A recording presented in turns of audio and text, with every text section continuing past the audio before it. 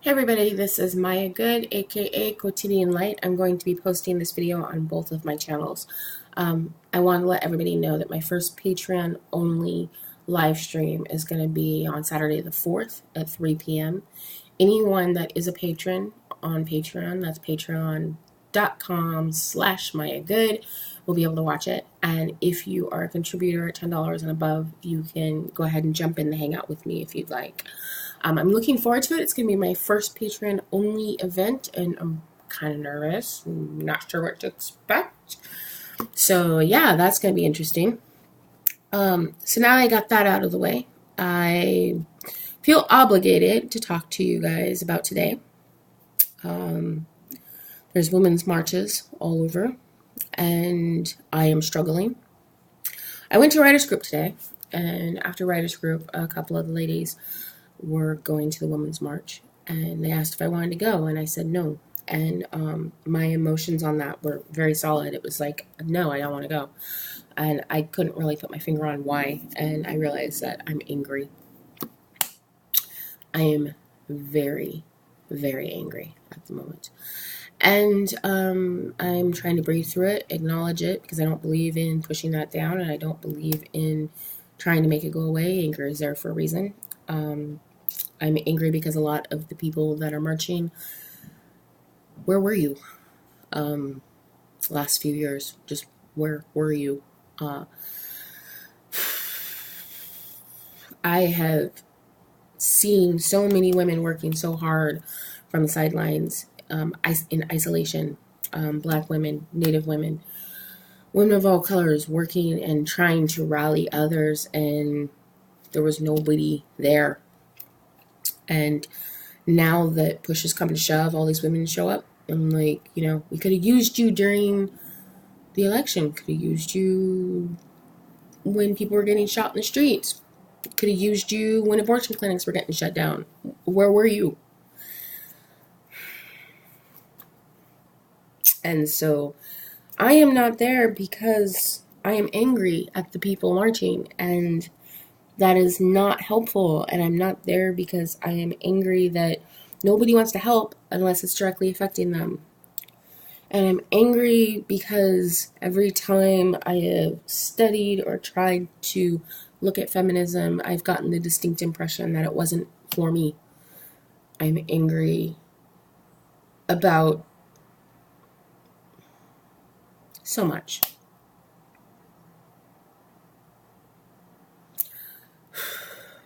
And in order to understand it, I'm spending some time writing. So that's what I've done today. I wrote, I slept,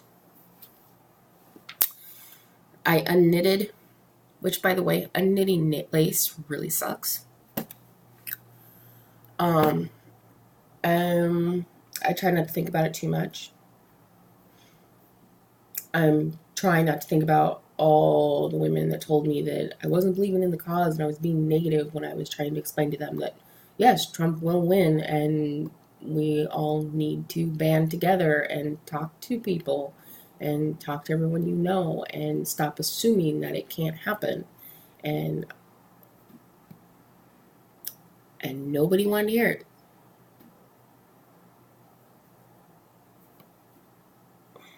So yeah, it's a thing. It's a thing, and I'm angry. And as an artist, I feel the weight of this responsibility and a complete lack of ability and knowledge to do what's needed to be done. I know arts funding is going to get cut, and my business is working to remedy some of that, but I don't feel skilled enough to do it. I feel like the blind leading the blind, and I know that art has such a strong effect on culture that now is the time to write books and stories that can really get at the meat of the art issues. And yet I don't feel smart enough. I don't feel talented enough. I don't feel genius enough to be able to contribute in any way. And I know a lot of this is just me coming to terms with everything that's happening, because suddenly I'm not just writing because I like to write. I'm not just writing because I want to be an author. It's like I'm writing because the world's falling apart and it needs writers. And I don't feel good enough to participate in what needs to happen. And so, yeah, that's what I'm struggling with at the moment. It will pass. It always does. I know that there are going to be people in the comments that tell me to have faith in God and everything. And as a reminder, I am not a believer. And in some ways, that is a huge responsibility, because I don't have anyone to lean on. And I can't pretend that there are evil and good people in the world. They're just people. Everything is gray. We make choices. Some of them are good. Some of them turn out really, really badly. And it's a responsibility that we have to try to not destroy each other and this earth, because we are a very powerful pack of mammals that are prone to destruction. So I need to get this off my chest, make a video, because I haven't made one because I've been upset. I haven't been a very happy girl the last few days. So here's my video, and I'm taking a deep breath. I'm going to take responsibility for my choices and my actions and go write and submit and get a couple stories out there. I need to get the color of color out there.